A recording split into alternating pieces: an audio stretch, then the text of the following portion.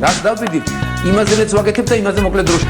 შეიძლება მართლაც ევროპაც გავავოცოთ. Поздравляю весь личный состав. კარგი მანევრია ძალიან. დიაბოლოვაში გადაცემაა. ვაშა გადაცემა თქვენთან არის.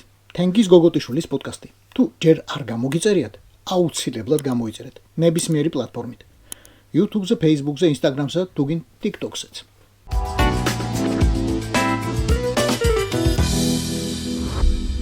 კამიტის სკანდალის ფონზე შეგვიძლია სრული დარწმუნებით ვთქვათ. ქოცებს მაგრად დაუცურდათ კამიტი. რა რეაქცია უნდა ჰქონდეს დაალაგებულ ადამიანს, როცა ეუბნებიან, რომ შესაძლოა ხელისუფლება წოდებულმა ორგანიზებულმა ჯგუფმა მშვიდობიან მომიტინგეთა წინააღმდეგ ქიმიური იარაღი გამოიყენა. და რა რეაქცია შეიძლება ჰქონდეს ადამიანს, როდესაც ამას გაიგებს, მაგრამ თავად არის ამ ორგანიზებული ჯგუფის წევრი. მეუფე ხალხი დაყრილია ძირს კვდებიან და რა ქნა არიცი? გასწორდა ასე წელში? ყოლა წმიდა ღვთისმშობელო დაიწყო გალობა და აი ეგრე ექნა პარლამენტის დეპუტატად წოდებულმა ლადო კახაძემაც. ოდეს ესმა BBC-ს გამოძიების ამბავი. რა უნდა ექნა იქ იმ კაცს? აღშფოთებული იყო, როგორ იმეტებთ ხალხს თქვენ, არა ადამიანებო? კი, აღშფოთდებოდა, მაგრამ პარლამენტის წევრი რომ ქვია, დიდება და პატივი რომ აქვს. იშტოიანს კი არა და იმ დიდარ კაცს რომ ხედავს და კვარტალში ერთხელ მისი დალოცვილი მარჯვენის ჩახუტების ბედნიერებაც რომ აქვს. ხო და აი ეგ ყველაფერი არ ეთმობა და აშფოთებს და აღაშფოთებს. ყველაფერი რაც იმ ყველაფერს ემუქრება. BBC-ს ბრალდებები, განსაკუთრებით. ამიტომ რო გაიგო, ხალხი დაყრილია ძირსო, გაასწორდა ასე წელში და დაიწყო გალობა. ციტატა გალობიდან. ერდროს ნაქე BBC-ლებს ცნობილ ალღომ უმტყუნათ. პრეზიდენტის აფორიზმებს გადააკრეს დამღები. სანამ შინაარს განვიხილავდეთ, უნდა გითხრათ, რომ ეს არის ლექსი, რომელიც ლადო კახაძემ ბრიტანეთის სამაუწყებლო კორპორაციას უძღვნა. ბოდიში დიდი ვერაფერი დეკლამატორი გახლავართ, მაგრამ ეგ რომ პოეტია და ეს რომ პოეზია უკეთეს არც იმსახურებს. ეგეც ზედმეტია მე მგონი. ანგარებამ ცოდვილების სასთუმლამდე მიაღწია. ჟურნალისტებს ჩაერიცხათ გარეცხილი თანხები. თავყრილობამ შეთანხმება სხვა დროისთვის გადაწია. ოქრომ თავი აიშვა და აიყოლა თანმხლებიც. მასმედიას ტყუილსაწუდის ჩიტი კორესპონდენტი ძველ კომისრებს ფლაქს უხევენ უკომპლექსო ახლები. მისხალ ვებ გვერდებზე გადატვირთეს კონტენტი. საღმართვეებს ჩაენაცვლნენ უწარსულო ბალღები. აბა რა შინაარსი გაიგეთ? ან რითმი იგრძენით, ან რითმა დაიჭირეთ? რა ვიცი, გნებავთ გურამ საღარაძე რომ გააცოცხლოთ და იმას წააკითხოთ, ამ ლექსს მაინც არაფერი ეშველება. რა ირაკლი ყობახიძეობაცაა, ჩემი წაკითხული იგივე დარჩება, მარად და მარად. მინაქრებში ჩასმულ კბილებს უძვლო ენა დირიჟორობს. ვაზირებს და მოციქულებს არევიათ რამსები. მიკროფონი თუ ჩაიგდო, ყველა პირი მღერის სოლოს. ბეიჯების მეპატრონეთ დაურიგდათ საშვები. რავი, კბილებიო, უძვლო ენაო, მიკროფონიო, პირიო. მოკლედ, რას ამ ლექსიდან გავიგეთ? ცოტა ჟურნალისტიკაზეა, ცოტაც სტომატოლოგიასა და ლარინგოლოგიაზე. მე სხვადასხვა აქედან ვერ გამოვიტანე. ერთის გარდა, სპეციალიზაცია შეგიცვლიათ ბატონო ლადო. პირის ღრუსა და საყლაპავზე გადასულხართ. ადრე სხეულის სხვა ნაწილებში უფრო ერკვეოდით. ზუსტად გვახსოვთ. ბატონი ლადო კახაძის ხელოვნებამ პატარა კვლევის ჩასატარებლად მიბიძგა. ბორის ივანაშვილის სახე ქართულ პოეზიაში. გეგონათ მხოლოდ ქართულ პოლიტიკაში ქონდა დამკვიდრებული სახელი, ან ეკონომიკაში. ნუ რას უკაცრავად. მიკვირს აქამდე რატომ არ ეწყობა ფესტივალები ქართული მხატვრული სიტყვის განვითარებაში მისი წვლილის უკდავსაყოფად. ბიზინა შენზე ერთგული დღეს ჩვენ არ გვეგულება, რახან აიღეს შეასრულებელდებულება. კომპარტიის თავმჯდომარე ლექსისთვის წერს. არც თანამდებობას ითხოვს, არც კრედიტს ქართულში. ყოველ შემთხვევაში ჩვენ ამისა არაფერი გაგვიგია.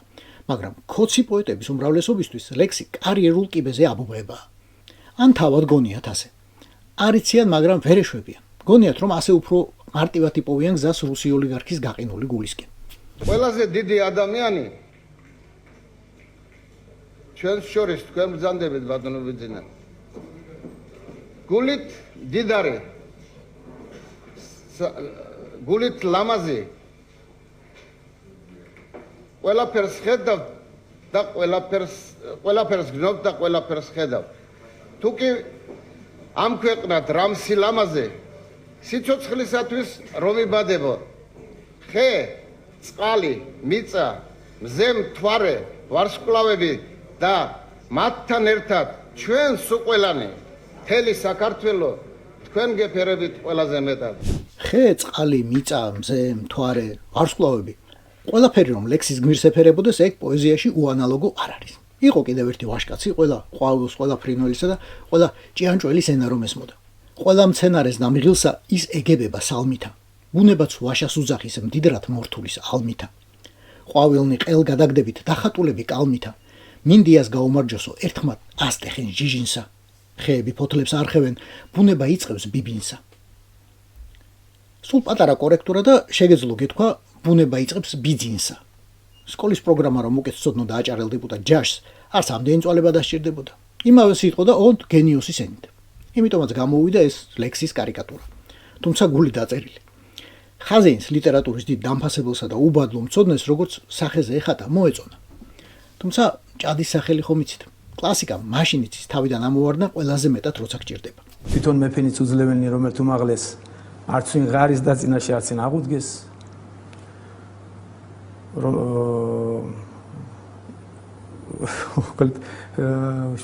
აი ამაზე მინდა მივიყვანოთ რაც ყველაზე კარგად ვიცოდი ზოგჯერ ჭადის სახელი და გავიწდება. თვითონ მეფენიც უმაღლეს შფოთვენ და რტვიან დაიტყვიან აი ეს მინდოდა მომეტანა შფოთვენ და რტვიან დაიტყვიან როდის იქნება რომ ეს მიწასაც ჩვენი იყოს და აღეძრიან იმამ მიწისთვის რაც დღეს უთვა თვითვე არის შფოთვენ და რტვიან ამ დროს რესპონდენტის ამბავი ხომ გულს მიკლავს, მაგრამ ჟურნალისტის მდგომარეობა საერთოდ მანადგურებს. თან უნდა მიხმარება და კარნახი თან ვერ უბედავს, ვაი და იმას არ მოეწონოს. თანაც მისი და მისი ქმრის ბიზნეს პარტნიორია, მათი მამა არა და მარჩენალი ნამდვილად.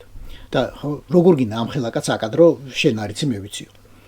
ეს ის ვითარება, როცა გაჩუმება ჯობს. გინდ იცოდე ლექსის გაგრძელება, გინდ არა. ესეთი რამს თქვა ბატონმა ილიამ, დიდმა ილიამ. საკმაო არ არის რომ კაცი მეცნიერი იყოს. ამასთანავე იგი დიდი კაციც ამასთანავე იგი დიდი კაციც უნდა იყოს. არა, სწორი კაციც უნდა იყოს, სწორი კაციც უნდა იყოს. დიდი ილიას სიტყვები ლექსად სიმღერით წარმოთქვა ჩვენმა გოსანმა, ჩვენმა აკაკიმ. ჩონგური საქართველოა, სიმები ჩვენ ვართ ყველაო. საერთოდ რაში სჭირდება ამ კაცს სხვა პოეტების ციტირება, როცა უდიდესი პოეტი და მოაზროვნე სახში ყავს. ის ურჩევნია მამულსა, რომ ბერას ჯობდებს მეპერსა. მე მგონი 3 წლის წინ ჩაწერა ეს სიმღერა, ყოველთვის იყო ჩემი ფავორიტი. და პირველ ნომრად შემოიტანა ბოლოს და ძალიან გამეხარდა. ვინ ვარ? ამით იწყება.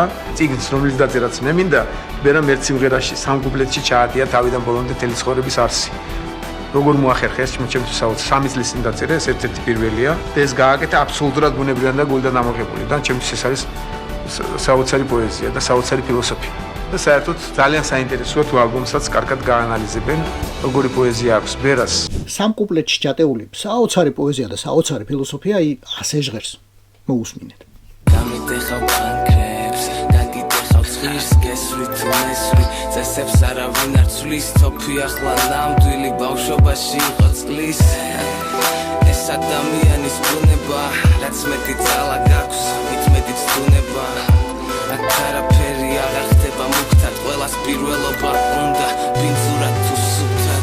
კი, ნამდვილად, ძალიან საინტერესო და მარად აქტუალური თემები, როგორც მოვისმინეთ, ცხვირის გატეხვა და თოფიდან სროლა. ეს კაცთა მოდგმას სულ აწუხებდა და აფიქრებდა.